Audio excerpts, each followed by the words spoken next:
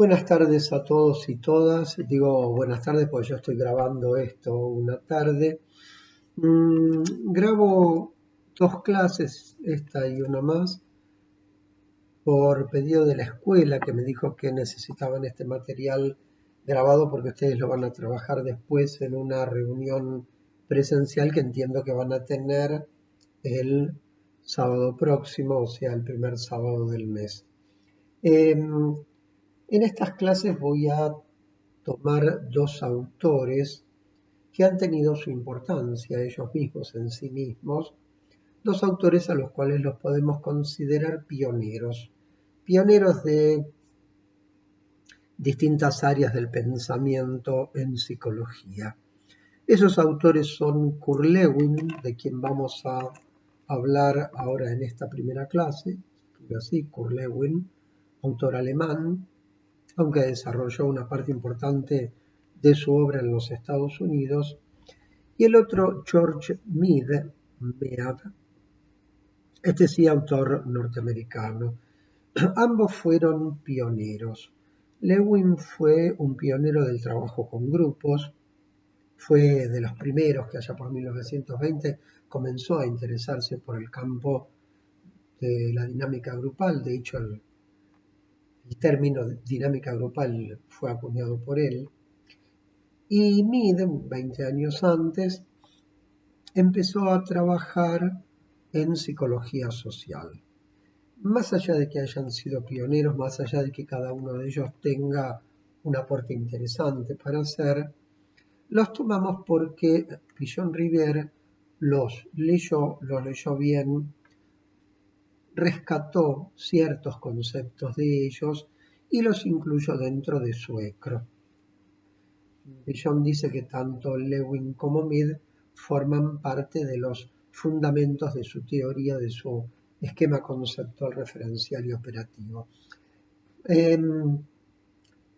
Pillon venía de otra línea de pensamiento que no tenía que ver mucho con la de ellos dos, pero tuvo la sabia virtud de leerlos, de saber leerlos, de rescatar ciertos conceptos, tomarlos, apropiarse de ellos y ponerlos a trabajar dentro de su marco. Entonces, vamos a ver a estos dos autores por estas razones que les acabo de decir. Empecemos por Kurt Lewin. Como les acabo de decir, pionero del trabajo con grupos y de otras cosas también. Ubiquémoslo biográficamente. Kurt Lewin nació en 1890. Recuerden ustedes que Pillon había nacido en 1907, por lo tanto era 17 años menor. Nació en una ciudad que en aquel momento era Alemania y hoy forma parte de Polonia. O sea que si lo buscan van a ver que algunos le dicen autor alemán, otros dicen polaco, pero es porque esa zona del territorio, como tantas zonas de Europa, fueron cambiando de pertenencia a lo largo de la historia de acuerdo a guerras, conflictos políticos, etc. Pero en su momento esa ciudad pertenecía a Alemania. Hijo de una familia ortodoxa, él y sus hermanos, cuando él tiene 15 años van a vivir a Berlín. En Berlín termina su colegio secundario. En 1909 más o menos comienza la universidad, empieza estudiando medicina, después se pasa a la biología, pero bastante rápidamente se volcó al campo de la psicología, un campo que estaba naciendo. Digamos, uno de 1912-13, cuando Lewin empieza en este tema, Freud ya tenía una obra importante. Freud era vienés, escribía en alemán. Lewin nunca tuvo nada que ver con Freud, para nada. Nunca estuvo influido por sus ideas, sino por las de otros psicólogos alemanes, particularmente lo que se ha llamado la teoría de la Gestalt. Gestalt, que significa totalidad, Gestalt, que era una corriente de psicología nacida en Alemania, que estudiaba sobre todo el problema de la percepción. Ellos estudiaban las leyes perceptuales, cómo se percibe, cómo se configura lo percibido. Lewin fue llamado a filas, participó en la Primera Guerra Mundial, combatió ahí, fue herido en combate. Cuando termina la guerra, 1918, él vuelve a la vida civil y bastante rápidamente consigue un trabajo como docente de psicología en la Universidad de Berlín, en donde está desde 1920 hasta 1933. Uno o dos añitos antes había hecho un viaje a Estados Unidos, era un autor importante, escribía mucho, publicaba.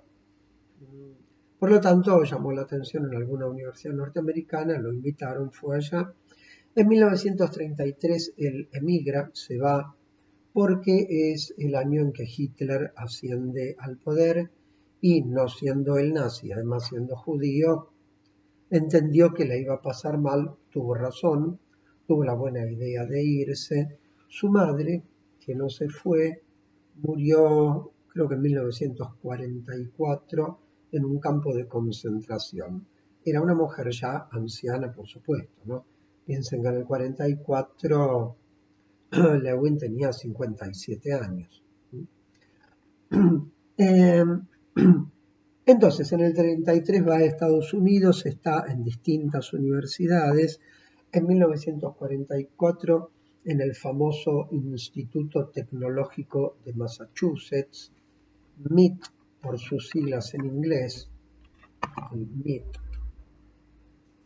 Massachusetts Institute of Technology, el MIT, ahí crea el Centro para la Investigación en Grupos, tema en el que, insisto, él venía trabajando hacía 20 años, pero acá ya trabaja de otra manera.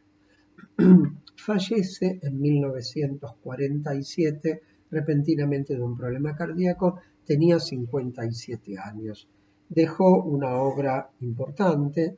Si ustedes buscan en internet, van a leer artículos de los seguidores de Lewin que les van a decir que Lewin fue uno de los psicólogos más importantes. A mi juicio se les va la mano, pero de todos modos es un autor que tuvo su nombre y que dejó su impronta en algunos terrenos. Podemos distinguir, por lo menos a los efectos de esta clase, tres grandes sectores dentro de la obra de Lewin.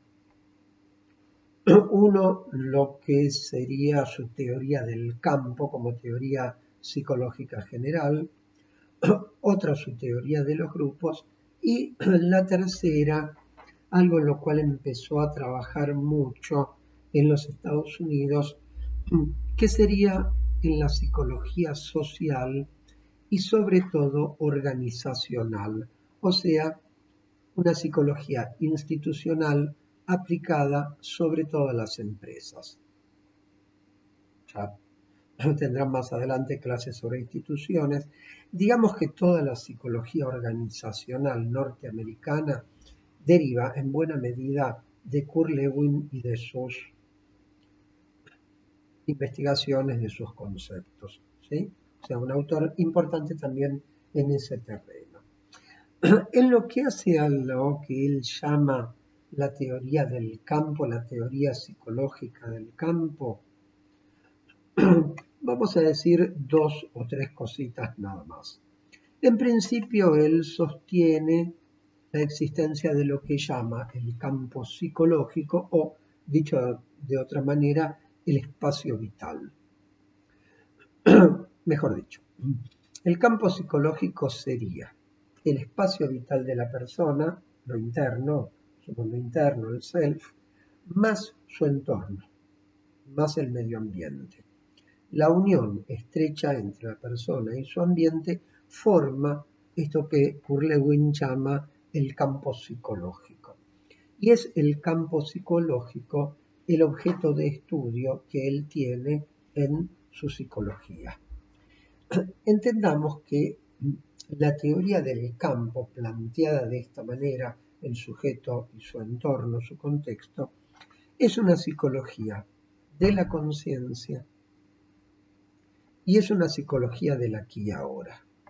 Obviamente, Lewin sabía, por supuesto, que existía el pasado, no es que lo ignoraba, pero para él, se los voy a leer textualmente, él dice: los hechos pasados no existen ya y no pueden tener efecto en el presente. O sea, perdón, sabe que existe el pasado, pero considera que no tiene efecto en el acontecer de hoy. Y por lo tanto, la conducta humana, porque es lo que él quiere estudiar, hay que entenderla en función del contexto presente. Si bien él critica al conductismo, Watson, de todos modos, esta definición que él da lo ubica dentro del amplio campo del conductismo. Él va a decir que su teoría del campo es distinta del conductismo, y es cierto, tiene diferencias, pero también es cierto que comparte con el conductismo de Watson y los que vinieron después, Vaslav y los psicólogos cognitivos, comparte unas cuantas cosas que hace que uno lo pueda agrupar. Entonces, una psicología de la conciencia, no del inconsciente, olvídense, Freud cero, no existe para Lewin, y una psicología del aquí y ahora, por lo tanto, el tema del pasado también déjenlo de lado.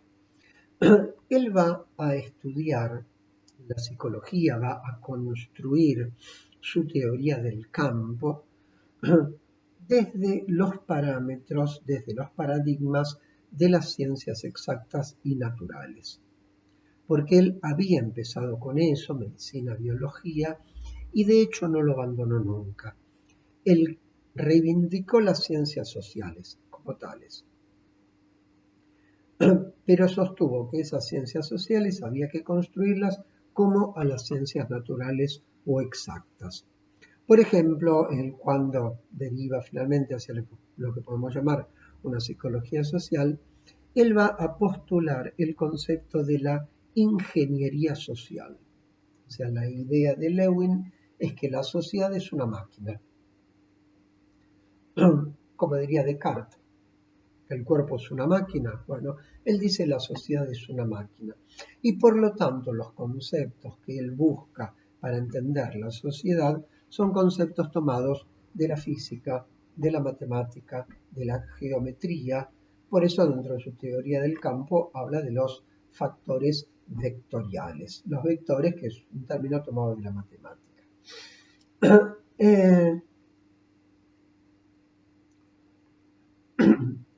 Algo importante para subrayar en Kurt Lewin es que su teoría general, la más abstracta, es una teoría del equilibrio, no del cambio, de la transformación. Él va a decir que hay algo, una persona, un grupo, una sociedad, lo que sea, que está en un estado de equilibrio. Aparece una tensión que altera ese equilibrio, que genera displacer. Entonces los sujetos se proponen metas, tareas para llegar a esa meta, y cuando consiguen esa meta, entonces hacen desaparecer la tensión y se vuelve el estado de equilibrio. O sea, la idea de Lewin sería equilibrio, conflicto, nuevo equilibrio. ¿Sí? Esto es lo contrario de lo que plantea Freud o de lo que en el terreno de la sociedad y la economía va a plantear Marx, que ellos plantean situaciones que son conflictivas. Ellos van a decir que la historia, la vida es cambio, son transformaciones, y que hay transformaciones por conflictos que son internos, la idea de la dialéctica que ya han visto en las clases. Entonces van a postular que lo permanente es el cambio y que los equilibrios son inestables y transitorios. Son dos concepciones opuestas. De todos modos, Lewin reconoce la existencia de conflictos, de tensiones, los estudia, y ahí vienen algunos de los aportes interesantes, sobre todo en el terreno de los grupos. Volvamos a la idea de Lewin del espacio vital. Espacio vital entendido como el campo psicológico en el cual yo estoy. Conciencia, percepciones, juicios, procesos de pensamiento, etc. Acá vuelve a decir lo que ya dije recién. Estado de equilibrio psíquico, vectores nuevos, tensiones nuevas, conflictos, desajustes, que llevan entonces, que promueven a la actividad. La actividad apunta a resolver tensiones, conflictos y a buscar un nuevo equilibrio. Acá va a hablar de valencias positivas y negativas y de estado de tensión y de satisfacción. Uno puede pensar, está hablando del principio de placer de Freud. Sí, se refiere a cosas así, pero lo trabaja desde un lugar totalmente distinto, con otras premisas, con otros conceptos. Entonces, para Lewin, satisfacción es equilibrio. Tensión, cambio, es insatisfacción. ¿Se entiende? Equilibrio igual satisfacción, tensión igual insatisfacción. ¿Qué se busca la satisfacción? ¿Dónde está la satisfacción? En el equilibrio. Un equilibrio que no es necesariamente recuperar el estado anterior, pero sí es el equilibrio. Yo creo que Lewin pasó lo que le pasó a mucha gente en esa época, años 30, 40, que emigraron a los Estados Unidos por diversas causas, la guerra, persecuciones políticas, raciales, etc. Era gente que tenía una gran necesidad de adaptación para conseguir trabajo, para no morirse de hambre, digamos. Y tenían una gran necesidad de ser aceptados por el ambiente norteamericano, las universidades norteamericanas, que ya pagan muy bien, por cierto, por la cultura norteamericana.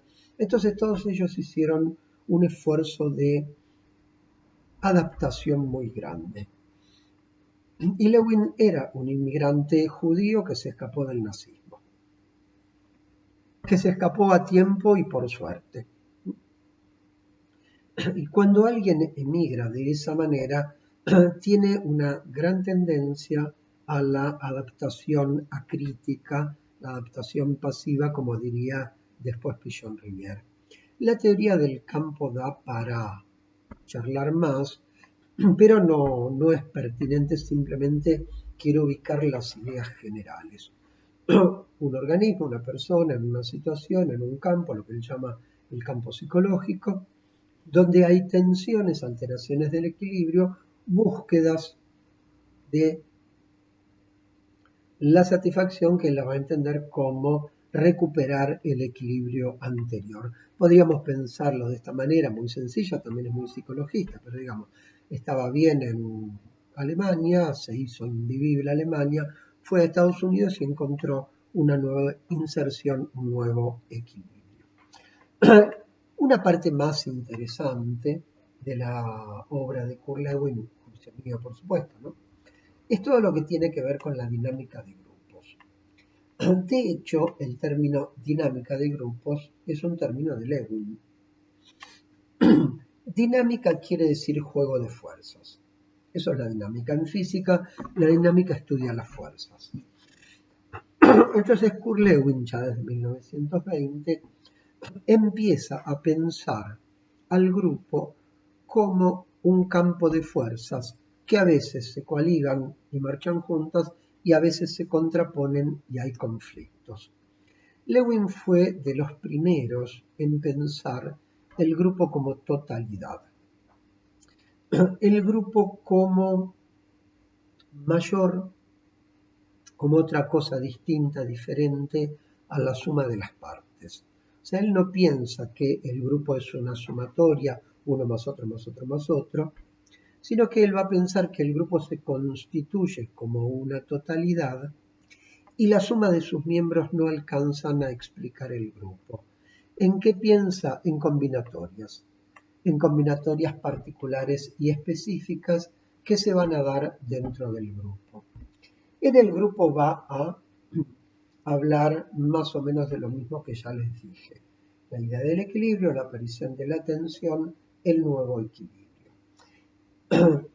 El grupo no solamente es una totalidad interna, sino que además ese grupo, igual que cualquier persona, tiene un campo que lo rodea.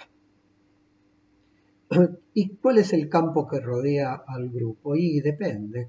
Puede ser la institución, un segundo año dentro de una institución, una oficina dentro de una empresa, un servicio dentro del hospital, la familia dentro de la comunidad. La comunidad puede ser la comunidad general o puede ser, por ejemplo, no sé, una comunidad específica, los coreanos o judíos ortodoxos. Vieron que se encierran mucho en ellos, que tienden a ser guetos, que se mezclan poco, digamos, se articulan poco. Entonces, el grupo es una totalidad, pero además hay que pensar al grupo en su entorno. Y acá, al grupo más su entorno, que están íntimamente ligados, no es simplemente que se apoyan, están implicados, están entrelazados, al grupo más el entorno, él lo llama campo dinámico. Así como hablaba antes del campo psicológico a nivel individual, como su entorno, acaba de hablar del campo dinámico para decir que se refiere a los grupos. Dinámico, insisto, supone movimiento. Kurt Lewin, más allá de su pensamiento general, más allá de sus premisas, él estudiaba los conflictos en los grupos y planteó cosas sumamente interesantes. ¿Cuáles son esos vectores, cuáles son esos factores que pueden hacer que en un grupo se altere el equilibrio, se rompa y que surja, por lo tanto, el cambio y la necesidad de hacer algo? Bueno, él va a dar varios factores. Uno de ellos es la presión externa. Como ese grupo no está aislado, sino que está relacionado con otros grupos, hay factores externos que pueden ser de otros grupos, de la sociedad en general, de la cultura, de la institución, factores externos, presiones externas que van a poner en entredicho el equilibrio del grupo, que van a desarmar ese statu quo y lo van a empujar a qué? A la actividad. ¿Buscando qué? Buscando el cambio. Un cambio que sea adaptativo. Adaptativo quiere decir que ese grupo consiga readaptarse nuevamente a las demandas del afuera, porque ese sería, para Lewin, la vía, el camino para que ese grupo obtenga satisfacción. Recuerden que equilibrio igual satisfacción, tensión igual insatisfacción. Él estudia el conflicto, pero como que no le gusta, él prefiere la situación pacífica, digamos, ¿no?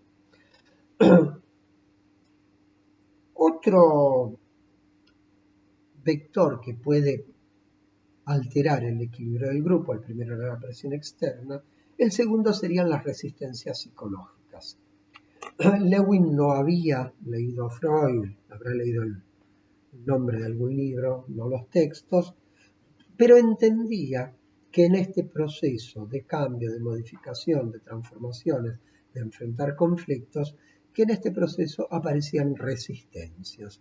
El término resistencia es de Freud, también lo toma Lewin, y los dos, tanto Freud como Lewin, lo toman de la física.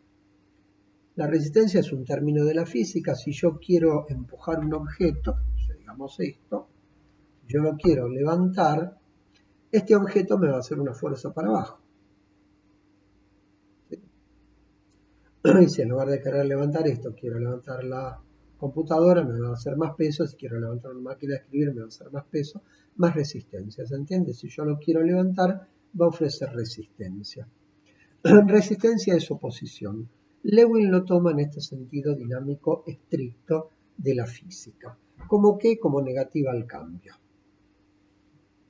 Podríamos decir nosotros como apego a cosas viejas, eso que Pillon va a llamar la contradicción entre lo viejo y lo nuevo, una de las 5 contradicciones universales. No tienen el análisis de las resistencias la fineza que tiene Freud, que va a distinguir entre resistencias del yo, resistencias del ello, resistencias del superyo. Eso no lo va a hacer, pero sí reconoce el hecho de que los sujetos son resistentes a los cambios. El tercer factor que puede alterar el equilibrio de un grupo es la búsqueda de objetivos nuevos, u objetivos viejos que se habían abandonado y que ahora volvieron. O sea, un movimiento hacia adelante. Estos serían los tres factores fundamentales que empujarían la alteración del equilibrio, por lo tanto que empujarían al cambio dentro de los grupos. Un aporte también interesante de Lewin es el que nos habla del ambiente psicológico, o, dicho en otros términos, el clima afectivo del grupo. El clima afectivo es algo que uno observa en los grupos, es manifiesto. Yo me doy cuenta si están tristes, enojados, contentos, acelerados, ansiosos, ¿no? Etcétera, etcétera, o desconcertados o paralizados. Ese clima afectivo es uno de los indicadores del estado del grupo. Y él va a relacionar ese clima afectivo con tres ambientes distintos que se corresponden con tres formas distintas de liderazgo. Hay un trabajo muy famoso de los años 40 ya en Estados Unidos, hecho por dos discípulos de él, Lippitt y White, donde ellos estudiaron, con una investigación muy bien diseñada, por cierto, ellos estudiaron el efecto que el estilo de liderazgo tenía dentro del grupo. El tema del liderazgo es otro tema que Lewin también trabajó bastante concienzudamente. Entonces, ellos plantearon la existencia de tres tipos distintos de liderazgos. A uno lo llamaron el liderazgo democrático, al segundo el liderazgo autocrático o autoritario, y al tercero el de laissez-faire, término francés, que significa dejar hacer. Significa verdaderamente no me importa. Laissez-faire, término compuesto. Literalmente, laissez-faire es dejar hacer.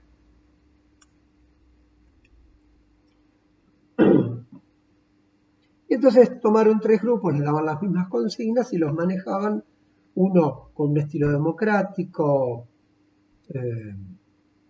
dándole participación a la gente, preguntando, fomentando que dieran sus opiniones. El segundo, el autocrático, autoritario, acá se hace lo que digo yo. Y el tercero no le importaba, les dejaba que se arreglaran solos. No hace falta muy inteligente para llegar a la conclusión de que el mejor estilo y el que genera las mejores reacciones, el mejor clima grupal, es el democrático. En el clima autoritario, derivado del liderazgo autoritario, la gente tendía a retraerse, estaba disconforme, no le gustaba que la trataran mal, aparecía un aumento de la agresividad dentro del grupo, y en el tercero, que se sentían abandonados, aparecía la insatisfacción y también la agresividad. Entonces, él plantea tres tipos distintos de climas afectivos relacionados con tres tipos distintos de liderazgo o de coordinación o de manejo del grupo. ¿Qué método de trabajo en grupos proponía Lewin? La discusión grupal. La abierta discusión entre todos los miembros del grupo de la problemática que se tratara.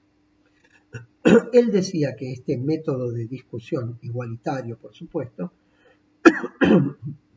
era un método que ayudaba a superar las resistencias, las que fueran, por la vía del consenso. Que quede claro que no fue Lewin el primero ni el único que planteó esto, pero él lo desarrolla a nivel de la práctica concreta con grupos, lo investiga, lo trabaja, lo conceptualiza. Y acá hay algo que dice Lewin, también derivado de sus investigaciones de campo, ¿no? Él dice que las resistencias se vencen mejor con otros que solo, lo cual daría pie también, por supuesto, a la psicoterapia de grupos. Pero él en ese terreno no se metió porque Kurt Lewin jamás fue un psicoterapeuta. Trabajó en educación, trabajó en aprendizaje, trabajó en cuestiones sociales, en grupos, en el ámbito laboral, pero en la cuestión de la psicoterapia, Kurt Lewin nunca entró. Y este método de discusión grupal era lo que le proponían a ellos, a los integrantes, venía dentro de algo más general que Lewin llamó la investigación-acción o, dicho en inglés, action research.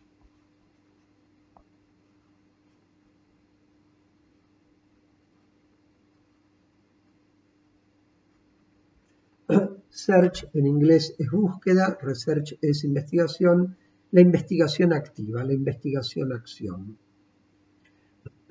Porque Lewin, a diferencia de otros, trabajaba con personas y los experimentos que él hacía en realidad eran experimentos de trabajo con gente, no eran pruebas de laboratorio donde se medía la reacción, el tiempo, etc. Había leído mucho todo eso, pero no era lo que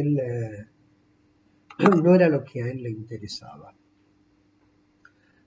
La investigación-acción, sobre todo cuando él, en su última etapa ya en Estados Unidos, empieza a trabajar en cuestiones organizacionales, empresarias, y en cuestiones sociales. ¿Qué le preocupaba a él? Bueno, él trabajó para el Consejo Judío Mundial, con sede en Nueva York y que tenían un centro de investigaciones, y él entró a trabajar ahí muy de lleno. Esta investigación-acción llevada al terreno de lo social tenía para él dos objetivos claros. Uno de ellos era el estudio de las leyes generales de la vida social, lo cual lo acercaba a la sociología, si bien él no se metía abiertamente, por lo menos, en política, ni en economía, ni en historia. Pero sí podemos decir que este enfoque lo acercaba a la sociología. Pero además de esta cuestión global, general, la estructura de la sociedad, con la investigación-acción él pretendía hacer un diagnóstico de situaciones grupales, sociales específicas. ¿Se entiende? No solamente la cosa global general, sino cosas más ligadas a lo concreto. Por ejemplo, actitudes frente al trabajo, por ejemplo, la pertenencia a las instituciones, por ejemplo, los estilos de trabajo o de discusión o los estilos de liderazgo, como les dije recién, la cuestión del cambio de hábitos alimentarios. Trabajó en esto porque, a ver, cuando un país está en guerra, y a partir del 41 Estados Unidos estuvo en guerra, la economía de ese país cambia totalmente y pasa a ser una economía de guerra absolutamente dirigida por el Estado. Y es el Estado, el gobierno, el que pone los objetivos, las metas, y el objetivo principal, por supuesto, es sostener el esfuerzo bélico. Estados Unidos mandó millones de soldados, primero al Pacífico, después a Europa, pero a los soldados hay que mantenerlos, comen. Por lo tanto, toda una logística para sostenerlos, para mandarles alimentos. Si bien tenían y siguen teniendo una potencia industrial enorme, igual no es que les sobraba. Entonces, ¿qué hacían? Tenían que mandar alimentos para los soldados, ciertos alimentos y no otros, muy cargados de proteína, de valor calórico, y entonces tenían que restar eso al mercado interno, para lo cual tenían que convencer a la gente de que comiera otras cosas. Lo convocan a Kurt Lewin para que trabaje con esto y él dijo, ir casa por casa a tocar el timbre no tiene sentido. Eso no se puede. Entonces, ¿qué hizo? Ayudó a diseñar campañas de propaganda por la vía, o sea, comunicaciones masivas, la prensa, la radio, bajando mensajes destinados a esto, que la gente entendiera que tenía que cambiar su dieta alimentaria porque los soldados en el frente necesitaban esa comida. No es que a ellos les faltaba para comer como faltaba en Europa, porque la guerra no estuvo en Estados Unidos, pero de todos modos estos cambios eran necesarios. Lewin trabajó en esto, trabajó en estas cuestiones, trabajó en la cuestión, por supuesto, del prejuicio y también, inevitablemente, en la cuestión racial. Pero él tenía, para acercarse a estos temas de la psicología social, donde dijo algunas cosas interesantes, él tenía ciertos puntos de partida, que eran su teoría, pero también su ideología en general. ¿Cuáles eran los valores que él tenía? La democracia ante todo. Obviamente él no era nazi, era todo lo contrario de un nazi, pero él defendía y sostenía la democracia tal como estaba en Estados Unidos. Pensaba que esa democracia tenía problemas, que tenía conflictos, el racismo, el prejuicio, etcétera, etcétera, y entonces trabajó en eso. Desde esa idea que les dije al principio de la ingeniería social, o sea, como que esta maquinaria, que es la sociedad norteamericana, tiene algunas cosas que andan mal, que hacen ruido, y entonces él va a trabajar para que esa maquinaria funcione mejor. Él no fue un crítico de la sociedad norteamericana. Tal vez por eso que les decía antes de la necesidad de los inmigrantes de ser aceptados, es decir, lo habían expulsado de su país, no iba a ir a plantear grandes cuestiones al país que lo recibía, que además a él lo recibieron muy bien porque de entrada le dieron lugar, trabajo en las universidades, lo convocaron y todo lo demás. Digamos que él pensaba su psicología social como investigación de las estructuras generales, pero además como si fuera una especie de lubricante social, como el aceite que uno le pone al motor para que no friccione y ande bien, para que tenga un andar suave. Yo creo que esa es un poco la idea, la posición de fondo, la posición ideológica de fondo que tenía Kurt Lewin. Dentro de esto, él va a plantear, por supuesto, la unión de las personas dentro del grupo dentro de su contexto, dentro de su comunidad, de su comunidad, y ahí planteó algunas cosas interesantes. Por ejemplo, la cuestión de la tarea. Él va a decir que el grupo es un espacio de interdependencia, ¿no? Todos dependemos entre todos. Pero puede decir que hay dos tipos fundamentales de interdependencia o dos tipos fundamentales de necesidades que yo tengo del otro. Y acá va a hablar de una comunidad de destino y una comunidad de tarea. Comunidad de destino en el sentido de que estamos todos en el mismo barco. Claro, si nos vamos a nivel social, él no va a pensar en la lucha de clases en la sociedad norteamericana. Entonces va a pensar que los prejuicios raciales entre negros y blancos se van a superar si los negros entienden a los blancos y los blancos a los negros. ¿Sí? Una posición muy conformista, por supuesto, ¿no? Claro, él lo piensa, por ejemplo, en función de la comunidad judía, donde sí, obviamente tenían una comunidad de destino. Piensen que Lewin muere un año antes de que se funde el Estado de Israel. Y la comunidad israelí, la comunidad judía mundial, y sobre todo en Estados Unidos, que son muchísimos y con mucha plata, venía trabajando hace rato para que se formara el Estado de Israel. Pero después lo de la comunidad de tareas. La idea de que estamos todos en el mismo barco, de que la tarea nos unifica.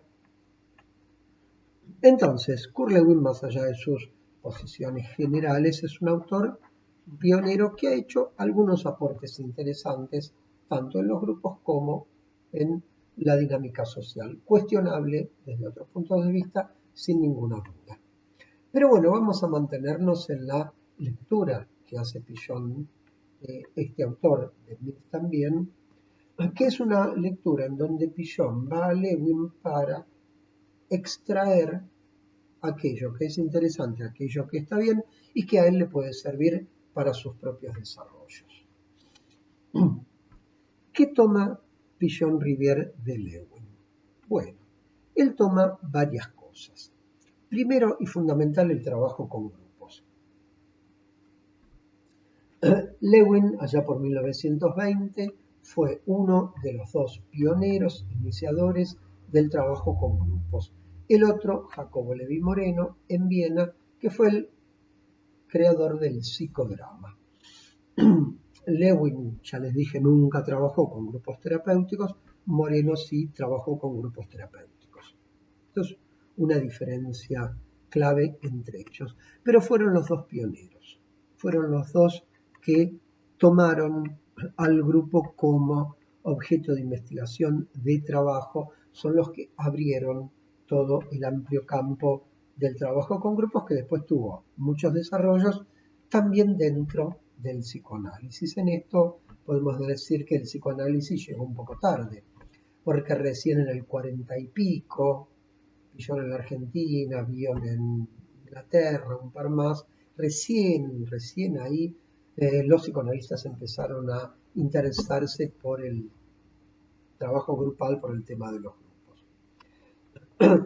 Entonces, ¿qué toma Pigeon de Lewin? Primero, el interés por los grupos, fundamental.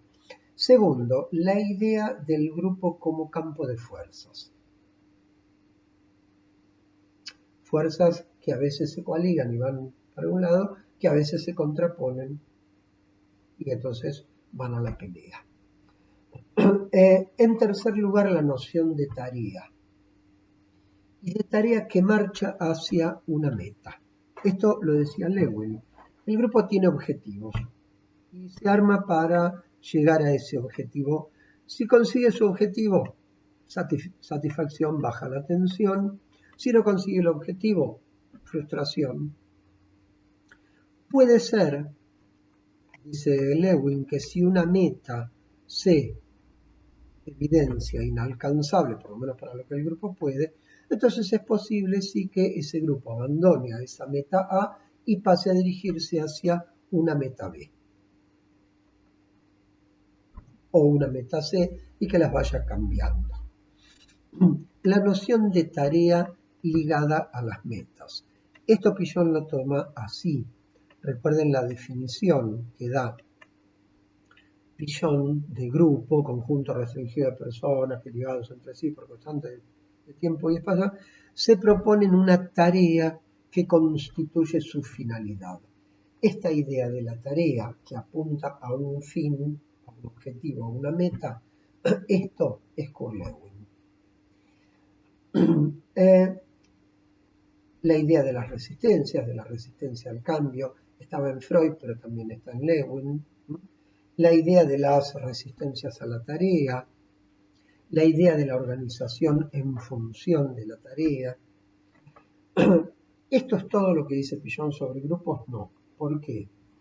Lo dije antes. Lewin parte de una psicología de la conciencia y del aquí y ahora. Pigeon, que viene del psicoanálisis, que era un psicoanalista, incluye también, por supuesto, la dimensión inconsciente y el pasado. O sea, Pigeon no se queda de ninguna manera con Kurt Lewin. Lo que hace es, con buen criterio, entender que Lewin había hecho algunos aportes muy interesantes y los tomó para trabajarlo él. Por eso lo dice y se lo reconoce que Lewin forma parte de las fuentes de su esquema referencial. La fuente más importante o de las más importantes, no, claramente no. Pero no cabe ninguna duda, y hay que reconocerle su mérito, que Kurt Lewin fue, sin duda, uno de los pioneros del trabajo con grupos. A nivel de lo que es la psicología social o la psicología organizacional, ya acá las diferencias entre Pigeon y Lewin son mayores, porque Pigeon viene de otra corriente, que es el psicoanálisis, pero además de otra fundamentación filosófica. que no es la del empirismo y el mecanicismo de Kurt Lewin, sino que Pigeon viene de un pensamiento dialéctico. Entonces, Pigeon no va a pensar la psicología social en términos de la adaptación del sujeto al mundo. Porque acá él va a plantear, recuerden, dos tipos distintos de adaptaciones. Una adaptación pasiva, donde el sujeto se somete simplemente y hace lo que le piden o lo que se espera de él, y una adaptación activa, donde el sujeto reconoce cómo son las cosas, pero trata de cambiarlas. Este énfasis en el movimiento, en la transformación, en el cambio, lo pone Pigeon, estaba en Freud, estaba en Marx, lo pone Pigeon, en Lewin esto no está. Para Lewin, en última instancia, el cambio social tiene que ser limitado y dentro de los parámetros generales. ¿Se entiende? Digamos que para Lewin la sociedad norteamericana era el fin de la historia. Lo mejor que había producido la humanidad estaba ahí. Y entiéndase que Lewin se movía en ciertos estratos que tenían poder. El Consejo Judío Mundial, universidades que ya son muy importantes, pero las universidades están estrechamente ligadas a las empresas, tanto el Complejo Industrial Militar. Hizo también trabajos para el gobierno norteamericano, o sea, era alguien que estaba bien ubicado dentro de esa estructura de poder de la burocracia norteamericana. Entonces, con sus luces y sus sombras, es un autor que aportó. Pueden conseguir cosas de Kurt Lewin, algún artículo suelto pueden llegar a encontrar por ahí. Su obra sobre la teoría del campo, por ejemplo, tiene un libro que es más una recopilación de artículos, pero que no está en castellano. No está en castellano, quiero decir, no está en internet, y supongo que debe ser bastante difícil conseguirlo impreso. ¿Sí? De todos modos, si indagan, van a ver que hay mucha gente que habla sobre Kurt Lewin y que cuenta distintos aspectos de la teoría lewiniana.